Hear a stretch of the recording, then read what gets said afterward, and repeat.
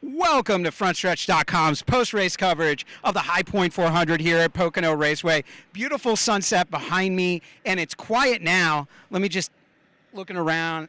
I think the booze guys have finally stopped, but boy, did it take a long time. Denny Hamlin in victory lane, but some controversy between the 11 and the 5 of Kyle Larson, in terms of deciding this race. I think we're going to start with that because, Dalton, you had an exclusive with Cliff Daniels. We've talked to people from both teams, and what's your take after talking to everybody? Did Denny go a little bit too far? We talked about, Kyle in post-race was saying, hey, I'm going to race Hamlin differently. Where do you think everything stands after hearing from everybody? On a personal note, this looks bad for Denny Hamlin. I mean, on Denny Hamlin's end, this isn't what we saw last year. It's the exact same incident, but completely different reasoning. Last year, we saw Hamlin move Ross Chastain up the racetrack, not give him enough room, caused a big crash. He had it coming. He called him out. He said that there was not going to be any respect for Ross Chastain. This is completely different. Kyle Larson and he are good friends. He races Larson with a lot of respect. Larson demands more respect from Denny Hamlin, and he does the exact same thing this year that he did to Chastain last year. So what does that say about Denny Hamlin's feelings towards Kyle Larson? And then he doesn't even take the blame. He doesn't own up to anything. He said that it wasn't even his fault. He said both drivers are at fault for their own wrecks, including he and Alex Bowman. So talked to Cliff Daniels afterwards. Daniels said those two drivers need to work it out. They need to work it out. But he said he doesn't see a reason why to wreck race cars. And it's so obvious how angry he is. It's so obvious how frustrated that whole team is right now. I don't think we've seen the last of this. Larson's very calm and tame, as he always is. But you can tell he's super frustrated. And Michael Massie, who's with me, our content director. Denny Hamlin was very defensive in the post-race press conference and pretty confident that he really didn't do anything wrong. Everyone will always have a different perspective when they look on an incident. Defend Denny a little bit. Is there a way to defend Denny? Yes, absolutely. They're friends, right? Friends horseplay from time to time. These two both race that way. Kyle Larson did the same thing to Ryan Preece at Bristol, did the same thing to Chase Elliott last year, as we see the ally hauler come by. But, yeah, Denny has pointed out that Kyle Larson, when he's done racing somebody, he'll just clear himself and run them into the wall. So he raced Kyle the way Kyle races him. So it's fair game as far as I can see. Glad that Alex Bowman's hauler did come by here because the 11 also had contact with the 48 late in the race. We can't forget about that. And my opinion on this thing, we look at the incident with Ross Chastain last year and how Ross brought a level of new aggression to the series, really ticked a lot of drivers off in the garage area, but that aggression didn't stop his success. He came one position short of a championship. And you know who wasn't in the championship after that aggression? Denny Hamlin. And I'm wondering if you guys feel like Denny may have changed his style or whether the next gen has changed the style of racing. Denny said in the presser, one of the takeaways for me, fighting for a win is a lot different now than it was 10 years ago. So do you think that the Ross effect has changed Denny at all, or are we reading too much into that? I don't think nothing has changed.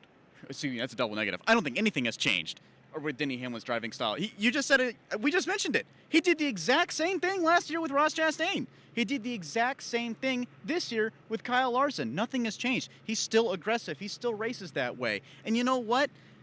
Maybe there is a reason why he's so aggressive nowadays, and it's not because of Ross Chastain being so well, going so far in the championship. It's because he has been raced this way a lot against a bunch of other drivers, including Alex Bowman, and as you mentioned, Massie, Kyle Larson. So this is not something new out of Denny Hamlin. This is just how he races, and I'm quoting Kyle Larson here that, he just kind of races him like an asshole. That's just how he is. So this isn't anything different, I don't think. I think now he's got a huge magnifying glass on him just because of the Ross Chastain deal. I disagree a little bit. I think with Truex having as much success as he's had, and I think with Hendrick Motorsports and Byron and Larson being the favorites for the championship, I think that Hamlin wanted to make a statement, and it's one of his best racetracks, career best 7th win at Pocono Raceway, and I think that statement was made, in the closing laps of the race, and aggression that I'm not sure we would have seen from Denny maybe 2 years ago. So, Massie, looking ahead, we have Hendrick Motorsports and Joe Gibbs Racing basically as the two championship favorites right now. Several drivers within them. You have 3 drivers in the top 4 in points right now from JGR, and then you have Byron and Larson. How do you feel like things go from here, and where do you feel like Denny goes from here? Well, I was a little distracted as the four hauler almost caused the biggest incident of the day, and gave a little brush back to our camera guy Nick here. But he's all good. But no, I think it's going to be a battle all the way to Phoenix between Hendrick and Gibbs. It's going to be Denny, Truex versus Larson and Byron, it seems. And, you know, I think it'll just get more aggressive and more aggressive. And, you know, maybe that friendship might get ruined by between Hamlin and Larson with if things step up any more than they are now. I wish you guys could see what's going on behind us. Kyle Larson's hauler just coming as we're talking about these three. I think we'd be remiss to not mention all of the crashes that happened at Pocono today. A lot of rivalries were sparked. Which one do you think, Dalton, is going to continue over the next couple of weeks? You know, we have plenty to pick from. We have Tyler Reddick and Austin Dillon. Austin Dillon throwing a helmet at Tyler. You know, we even have like a last lap crash that, from what I understand, Ryan Preece was turned by Corey LaJoie, and both parties were not happy about that. So many things went on there, especially in the second half of the race. What are you watching coming out of this? You know, I really want to say Tyler Reddick and Austin Dillon, but I can't help but feel that Austin Dillon's going to go back home. He's going to look at the replay and realize that probably was on me. That was more on Austin Dillon's part, because Tyler Reddick kind of held his line, and Austin Dillon feels like he held his line, but maybe once he looks at the replay, that's going to change his mind. Or maybe it won't. I don't know. But I think another thing we really also have to look at is there are so many rivalries, but a lot of them were different. And how about one that was kind of like shown on Twitter, but like NBC didn't really talk about? Didn't the 16 get into the 31 car today? That he did. That seems a little sketchy, doesn't it, considering the news that just came out this week? Justin Haley leaving Colleague Racing, and now AJ Allmendinger gets in the back of 31. I'm sure it was accidental. AJ is not that kind of driver, but that's psychological. That's going to be in the back of Justin Haley's mind moving forward, because now he might feel this once great family that he was a part of might not be so welcoming anymore.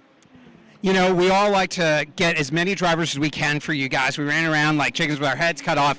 AJ was one that we could not quite get to, but it's going to be real interesting to see what he says next week. And, you know, some of the meetings at the Colleague Motorsports shop, or Colleague Racing, I should say. Massie, what are you looking at in terms of a crash or, you know, rivalry that was sparked today that may continue the next couple weeks? I think Alex Bowman.